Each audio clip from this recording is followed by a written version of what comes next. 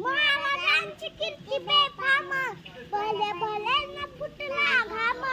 याला कोण घाललं सोनं, दरबारी पुसती बेगम. बडी बेगम म्हणजे आली आदिलशाहीची आई बरगा. नजर येत तिच्या अंगार, दरबार झालं गपगार. कुणी घेईना पुढाकार, सगळ्यांनीच मानली हार.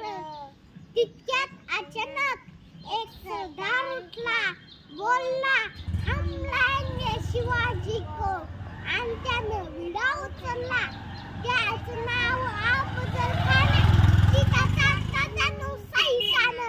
खान बोलला छाती ठोकून, शिव बाळा टाकतो चिरडून.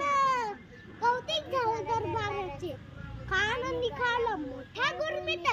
त्याच घोडदळ पायदळ, फौज फाटाळी बक्कळ. अंगी हातीचं बळ, पाहणार कापे चुळचुळ. वाटेत भेटेल त्याला चिरडीत, खेचीत खानाची सेना निघाली.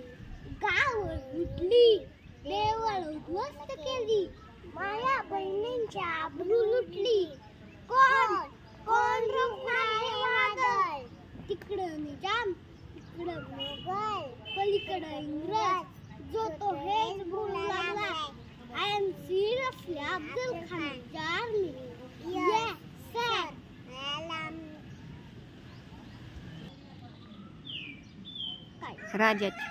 राजाची सेना मुठभर, खानाला कसा थोपणार. काय लढवा हुनर, चिंतेत पंत सरदार.